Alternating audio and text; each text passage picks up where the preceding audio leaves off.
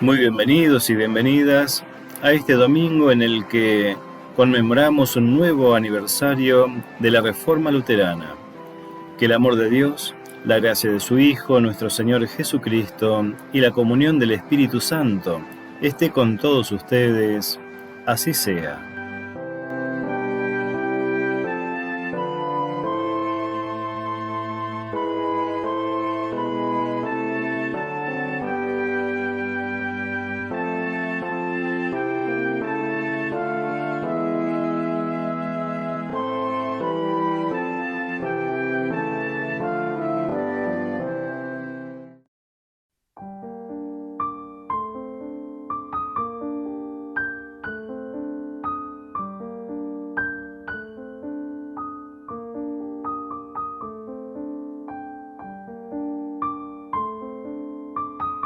El Salmo 46 dice así: El Señor es nuestro refugio y fortaleza, una ayuda siempre pronta en los peligros. Por eso no tememos, aunque la tierra se conmueva y las montañas se desplomen hasta el fondo del mar, aunque bramen y se agiten sus olas y con su ímpetu sacudan las montañas. El Señor de los ejércitos está con nosotros. Nuestro baluarte es el Dios de Jacob. Los canales del río alegran la ciudad de Dios, la más santa morada del Altísimo. El Señor está en medio de ella, nunca vacilará. Él la socorrerá al despuntar la aurora. Tiemblan las naciones, se tambalean los reinos. Él hace oír su voz y se deshace la tierra. El Señor de los ejércitos está con nosotros. Nuestro baluarte es el Dios de Jacob. Vengan a contemplar las obras del Señor. Él hace cosas admirables en la tierra. Elimina la guerra hasta los extremos del mundo. Rompe el arco, quiebra la lanza y prende fuego a los escudos. Ríndanse y reconozcan que yo soy Dios. Yo estoy por encima de las naciones, por encima de toda la tierra. Gloria sea al Padre, y al Hijo, y al Espíritu Santo. Amén.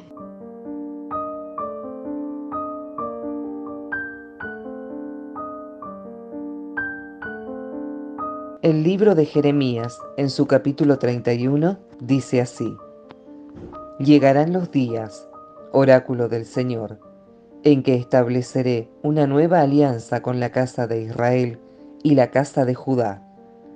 No será como la alianza que establecí con sus padres el día en que los tomé de la mano para hacerlos salir del país de Egipto. Mi alianza que ellos rompieron, aunque yo era su dueño, oráculo del Señor. Esta es la alianza que estableceré con la casa de Israel después de aquellos días, oráculo del Señor. Pondré mi ley dentro de ellos y la escribiré en sus corazones. Yo seré su Dios y ellos serán mi pueblo.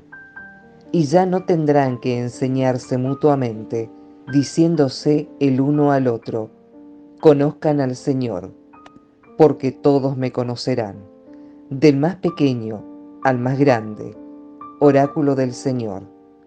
Porque yo habré perdonado su iniquidad y no me acordaré más de su pecado. Es palabra de Dios.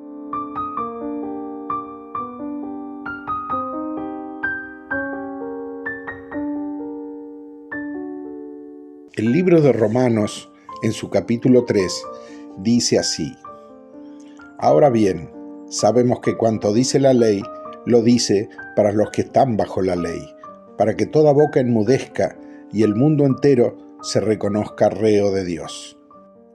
Ya que nadie será justificado ante él por las obras de la ley, pues la ley no da sino el conocimiento del pecado. Pero ahora, independientemente de la ley, la justicia de Dios se ha manifestado, atestiguada por la ley y los profetas.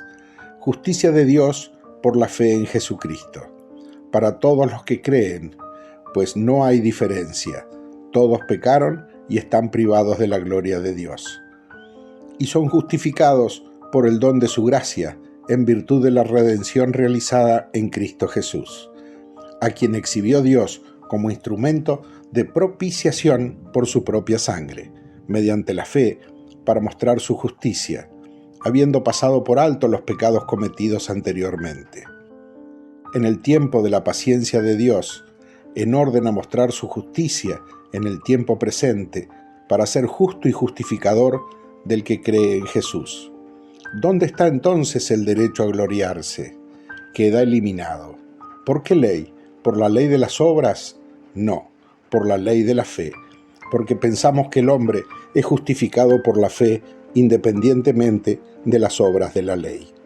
Es palabra de Dios.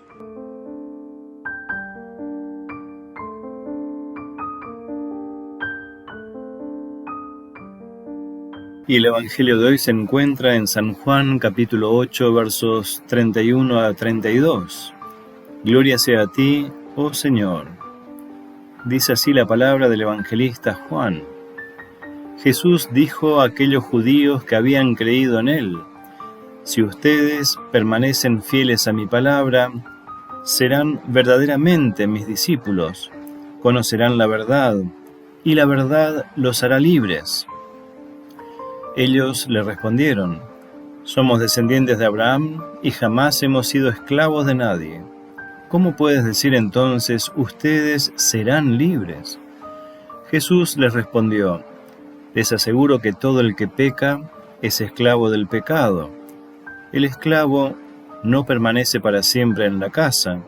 El Hijo, en cambio, permanece para siempre. Por eso, si el Hijo los libera, ustedes serán realmente libres. Hasta aquí la lectura del Evangelio. Alabanza sea a ti, oh Cristo.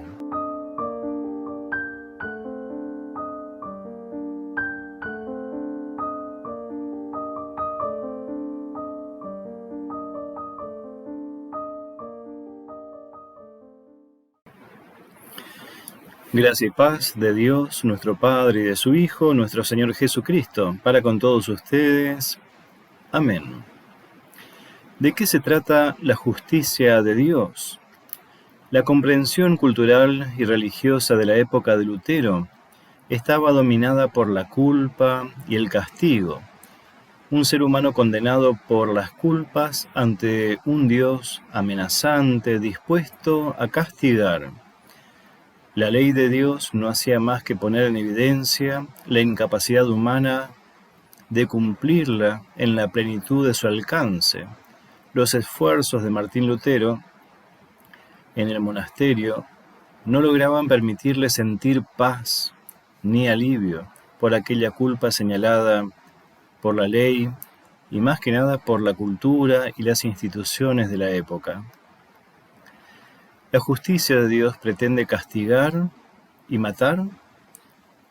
¿El camino al reino de Dios exige el costo de dolor, sufrimiento, penas y muerte? En el medioevo pareciera que era así. La Iglesia enseñaba a la población que ponerse a los pies de Dios era equivalente a arrodillarse ante la institución Iglesia. Así, el miedo al castigo de Dios se volvió una herramienta de dominación y sometimiento que la institución Iglesia manipuló según sus intereses.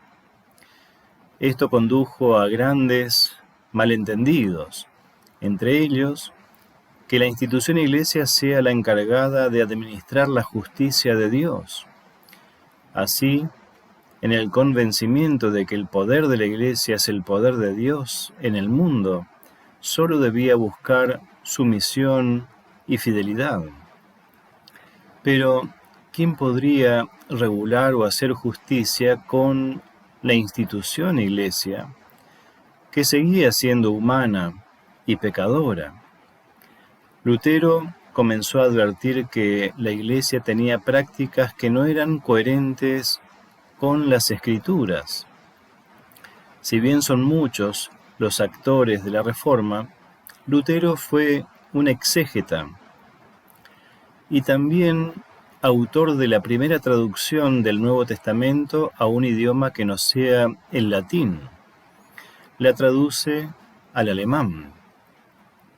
A medida que se iba sumergiendo en la lectura y estudio de las Sagradas Escrituras, fue encontrándose con la revelación de la justicia de Dios.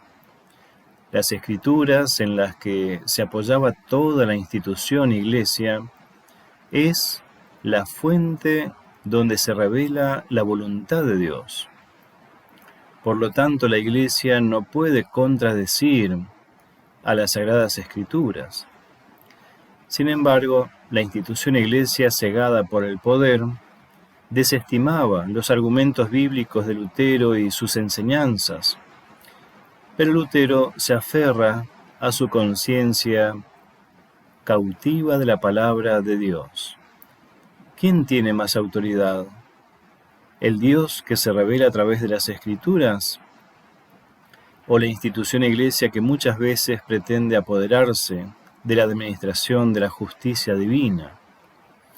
Lutero sostendrá que ninguna autoridad en este mundo puede estar por encima de la verdad que brindan las Sagradas Escrituras. El estudio de las Escrituras llevó a Lutero a encontrarse con un Dios misericordioso, y la revelación de que la justicia de Dios se centra en esa misericordia. La justicia de Dios libera, redime, salva, rescata y solo requiere de la fe. A través de la Biblia se puede conocer aquellas verdades que Dios revela al pueblo, entre ellas la verdad de que la ley de Dios se cumple plenamente en la misericordia de Jesucristo. El camino de la conciencia, del arrepentimiento, del perdón, el camino de la compasión y el entendimiento resulta ser el camino en el que Dios nos encuentra. La culpa, el miedo al castigo, el sometimiento a la actitud tiránica de otras personas o instituciones no conduce más que a la esclavitud. Cuando Dios dice a través de Jeremías, «Pondré mi ley dentro de ellos y la escribiré en sus corazones. Yo seré su Dios y ellos serán mi pueblo», hace referencia a la fe en este Dios misericordioso que brinda conciencia y arrepentimiento. La justicia de Dios no radica en que Dios castigue a nuestros enemigos, sino que no nos abandone al extravío al que conduce el odio y el rencor. ¿Cuáles son nuestros miedos hoy?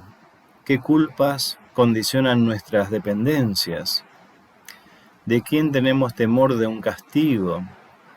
¿A quién sentimos que debemos someternos? Que nuestra conciencia sea cautiva de la palabra de Dios, recordando siempre que el camino en el que Dios nos encuentra es el camino que nos brinda libertad, no sometimiento. Que la paz de Dios, que sobrepasa cualquier entendimiento humano, nos guarde a cada uno y a cada una en la verdadera fe, hasta la vida eterna. Amén.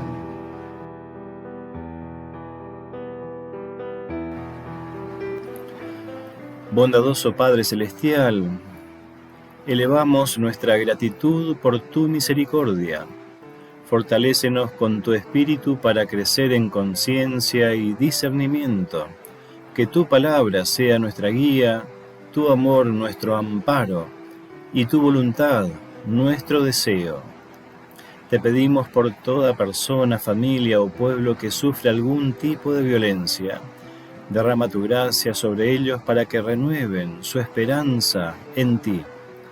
Dale sabiduría a cada autoridad civil y militar, para que con discernimiento ejerzan su poder propugnando la defensa y protección de los derechos de cada persona, trabajando siempre por la paz y por la justicia. Acompáñanos en nuestras propias realidades, dándonos tu espíritu, para que así tengamos la fortaleza de enfrentar las realidades que nos toca vivir. Todo esto te lo pedimos en el nombre de tu amado Hijo, nuestro Señor Jesucristo. Amén.